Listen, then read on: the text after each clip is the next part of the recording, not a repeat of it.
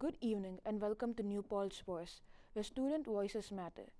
I'm your anchor, Jay Hoyoram, and tonight we're taking a closer look at a controversy that's been making waves across campus. What started as a simple promotional poster has exploded into a campus-wide controversy, sparking questions about art, technology, and how far is too far for the fight of human creativity. Recently, SUNY New Paltz Office of Communication and Marketing made the decision to use AI-generated posters to promote a theater production. This sparked outrage among students and even led to one student taking matters into their own hands. This individual, known around campus as the Slasher, was arrested after allegedly defacing promotional posters 3 weeks ago. NPP was able to secure an exclusive interview with the suspect. Simon is at the scene as we speak. Thank you. I'm Simon Hers, reporting to you live with the Slasher. Right, so what made you want to do this interview? Well, I heard about it. Do you have any regret in regards to the act? Yeah, I would say that it was not the most litigious way of getting the message heard across, and might have gone to have the message maybe be taken a little less seriously by some people by resorting to drastic means, or reckless means, I should say. But yeah, so I would say there is regret in that, but I do still stand by the principles that I guess inspired the act. Yeah. And so that message you were talking about trying to get out, what was that message?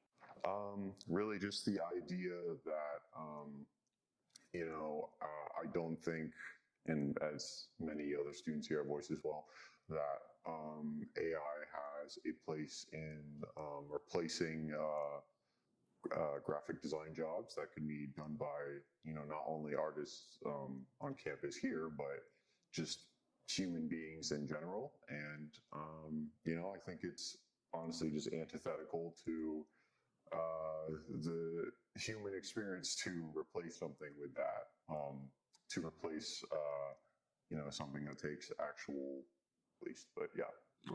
Well, thank you for your time. Of course, yes, thank you. Glad to have the opportunity. Back to you at the table. A confession, a statement. I'm sure that's a question many will be asking tonight. But the story doesn't end there, because behind those stone posters lies a larger battle. Artists fighting for relevance in the age of artificial intelligence. When we return, we'll speak to the journalists who broke the story and uncovered what this was all for the future of art on campus. Don't go anywhere, folks. Whether it's our stories, the warmth of our laugh, or our family's secret sauce, we all bring something different to the table. So make some space. The power of connection is waiting right outside your comfort zone. Learn how you can help strengthen your community at belongingbeginswithus.org/teamup.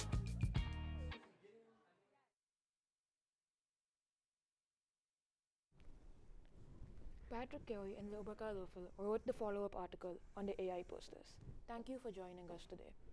Based on your reporting, what do you think the biggest disconnect is between the students and the Office of Communication and Marketing when it comes to the decision to use AI-generated posters? Well, I think the biggest disconnect is the fact that SUNY New Paltz, at the end of the day, is a business. All education is a business.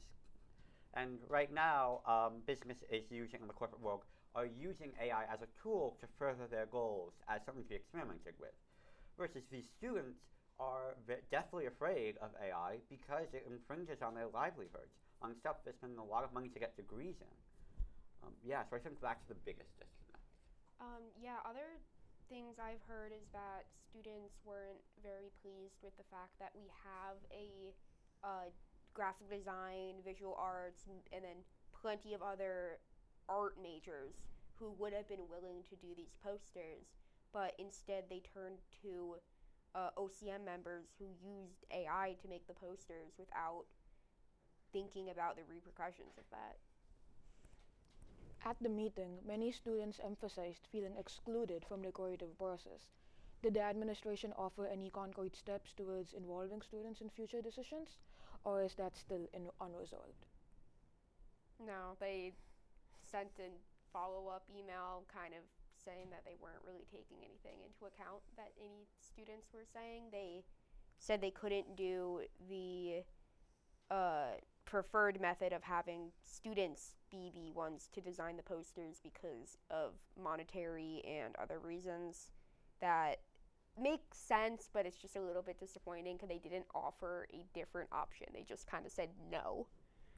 Yeah, I've had conversations with members of OCM, and they've said that, like, just because of budgetary and financial stuff, they cannot do this, which is really disappointing for these students who are extremely talented. I've seen the Little Rebellion, which is another on-campus news organization, publish some of the student design work to promote the show Arto, and it's beautiful work that really deserves to be highlighted.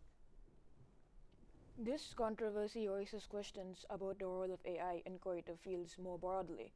From what you've seen, do students feel like it is a temporary misstep by the university, or do they see it as a part of a much larger fight over the future of their disciplines? Well, I think, as I mentioned earlier, that students specifically in theater and in arts, in the creative fields, feel that this is an attack on their livelihoods, an attack on the whole foundation of who they are. Students also called out the fact that AI has been tied to slave labor. AI has devastating effects on the environment.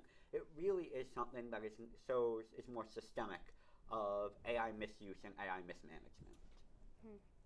And the main takeaway of it was that while students pushed to have their voice heard and they pushed to give reasons why using AI is against not only the theater department's policies of sustainability, but the school itself, really proved that it's more of just a little mistake, because students gave every reason in the book why this can never happen again and why this needs to be changed, and they kind of just threw their hands up and went, nothing we can do anymore, instead of actually taking the time to give answers and let students know what the future plans were.